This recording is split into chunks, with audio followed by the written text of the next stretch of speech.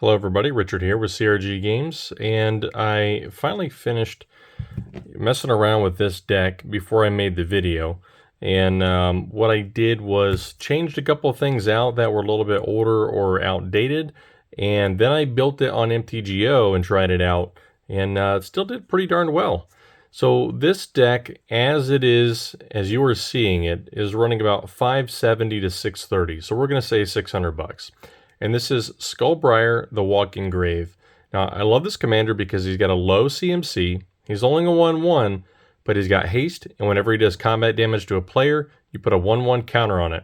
Now, the kicker is counters remain on it as it moves to any other zone than the player's hand or library. So that means it can be exiled, or it can be put in the graveyard, and the counters stay on, and that's very important. So let's get into it.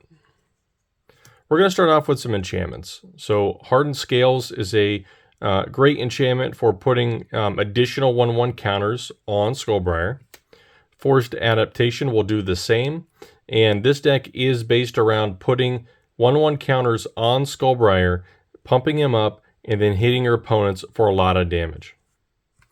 Ordeal of Nylea will get +1/+1 counters on fairly early, and it will allow you to ramp for late game mana.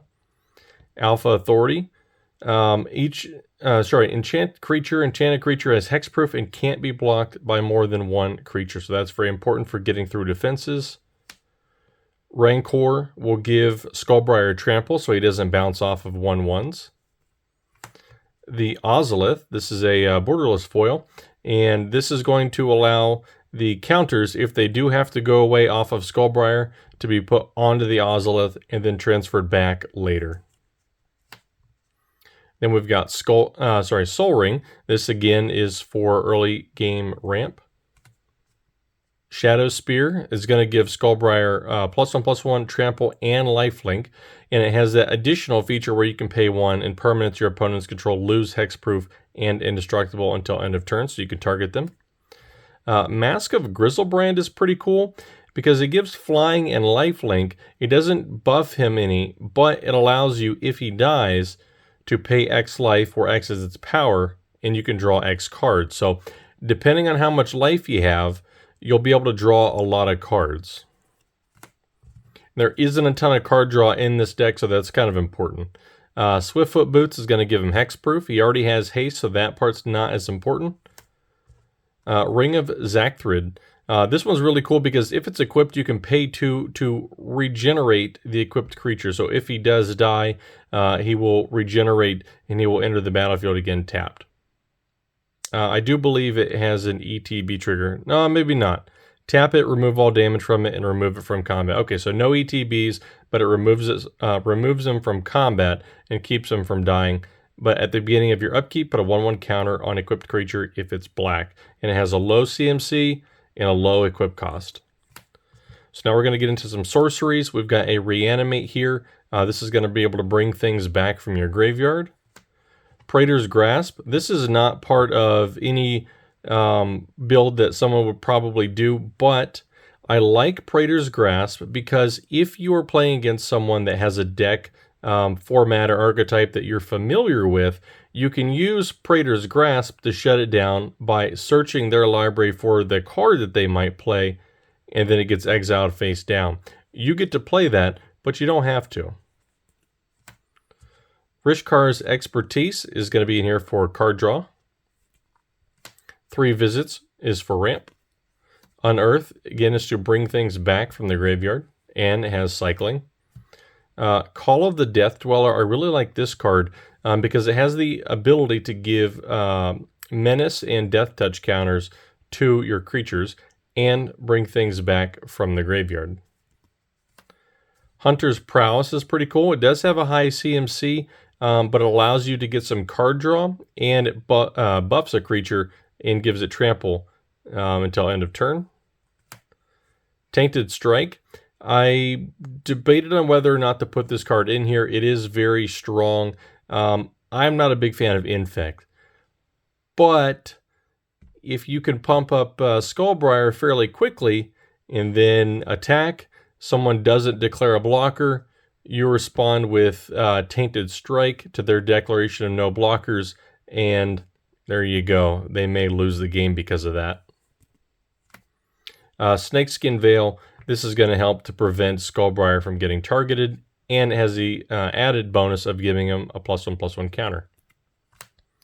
Malakir Rebirth. Choose target creature. You lose 2 life until at a turn that creature gains. When this creature dies, return to the battlefield tapped under its owner's control. I love these kind of effects because you can go to swing out. Skullbriar can get killed, but you'll use Malakir Rebirth or something else to surprise the opponent and prevent Skullbriar from actually dying. Plus, this has the added ability of having a land on the other side. Crow's Grip. This is for some removal of artifacts or enchantments. Invigorating Surge. I really like this card for 3 mana. Being able to double the number of +1/+1 counters is pretty huge for Skullbriar. Inscription of Abundance. This is going to allow you to put +1/+1 counters on multiple creatures if you pay its kicker cost, but you don't have to. And it has some other functions there. Heroic Intervention. This is a great card to give permanents you control hexproof and indestructible until end of turn. Not just creatures, not just artifacts or enchantments, but permanents. So that could save your butt. Vastwood Fortification is to put 1/1 counter on a creature for 1 at instant speed. Also a land on the back. Fatal Push. This is for just a little bit of removal. You can use this early game if somebody's putting out some mana dorks. You can just zap them for 2, or you have the ability to zap them for 4 if the second condition is met. Solidarity of Heroes. This is another card that will double the number of +1/+1 counters on creatures. It does have a strive cost or kicker, because everything's kicker, so you can target more than 1 creature. Blood Curdle. So this one's really cool. It destroys target creature, then you get to put a menace counter on Skullbriar. And once you start putting menace counters on things, it makes it very difficult for people to defend against them. Beast Within is additional removal. Return of the Wild Speaker. This will be able to pump a non-human until end of turn, or you can draw cards equal to the greatest power among non-human creatures you control. So you can end up drawing a lot of cards off of this. Feign Death. Until end of turn, target creature gains. When this creature dies, return to the battlefield tapped under its owner's control with a +1/+1 counter on it. Great card for 1 mana. And Hunter's Insight. This will allow you to draw additional cards. I kind of lied, I guess. There's more card draw in here than I actually realized, I suppose. Undying Malice. This will allow you to keep Skullbriar from dying or any other creature. Unexpected Fangs will give you a lifelink counter on him and a +1/+1 counter. Fully Grown will give him a trample counter and +3/+3. Sudden Spinnerets. So this is a great one if you're going up against, maybe a deck like Miram and Fanboy. If you're watching this, we just played on MTGO, and I told him, I said, hey, go check out my video. I just did one on Miram. And he's like, dude, I already watched that. And I was like, sweet. People were seeing these things. So I told him I was going to go do the Skullbriar deck here right after, and here I am. So I just want to give him a shout out. He ended up winning. But Sudden Spinnerets, this will give you a reach counter on Skullbriar so you can block those flyers. Godzilla. This is actually Titanoth Rex, but this is the alternate art card. I like these. He's really big. You're probably never going to cast it for the hard 9, but the cycling cost for 2 is really good, and you can put a trample counter on Skullbriar. Tuskguard Captain will give each creature you control with a +1/+1 counter on it. Trample, again, to get through the other player's defenses. Rex Sage is going to be for removal of artifacts or enchantments. Augur of Autumn, I like cards that have the ability to look at the top card of your library, and if maybe you're not getting mana, this could allow you to get the mana you need because you can play them off the top of your deck. Sereth, the Viper's Fang.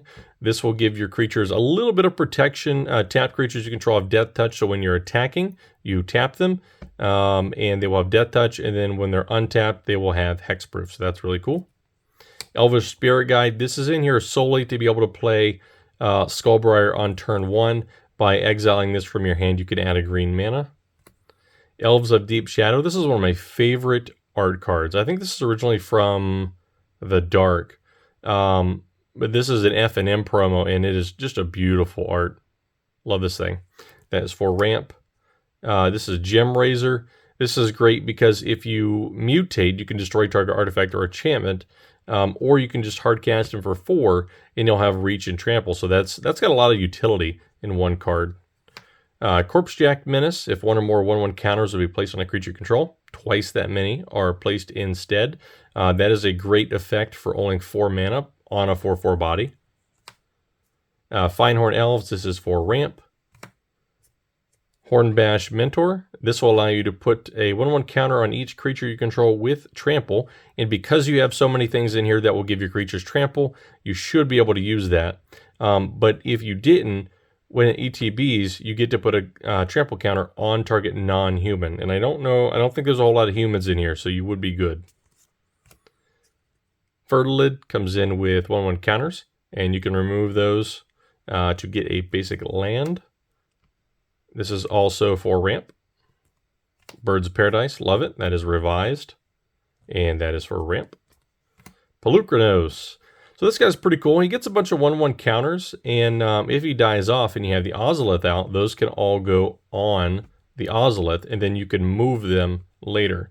But even if you pay it for its escape cost, 6 mana, and you exile 6 other cards from your graveyard, he comes in with 12 1/1 counters.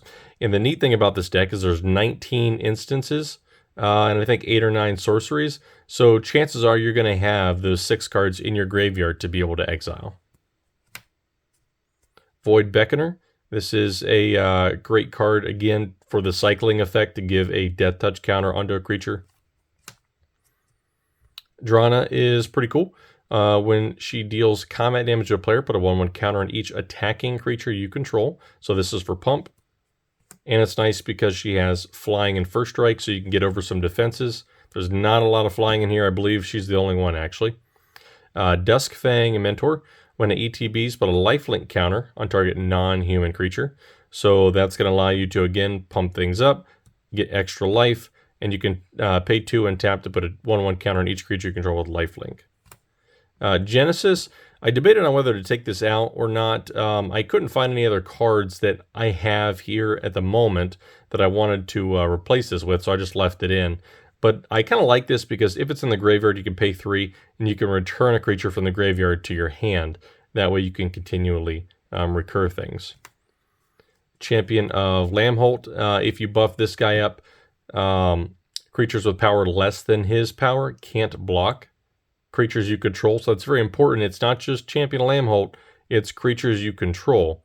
And whenever another creature enters the battlefield under your control, you put a 1/1 counter on him. So buff this guy up, and then all your stuff can eventually become basically unblockable. Elder Gargaroth. I always have to pronounce that slowly. Vigilance, Reach, and Trample. I just like this guy. He's a big chunky guy. For 5 mana, and he's a 6/6. With Vigilance, Reach, and Trample, just that alone would make this a strong creature. But when he attacks or blocks, you can either draw a card, gain 3 life, or create a 3/3 green beast creature token. So sometimes you still got to have a little bit bigger stompies. This guy's just a value, like he's just stacked with value. Slippery Bog Bonder. This is cool because it has flash, and when it enters the battlefield, you can put a hexproof counter on target creature. So this can allow you to protect something you have out on the battlefield. Elvish Pioneer is for ramp. Vorinclex.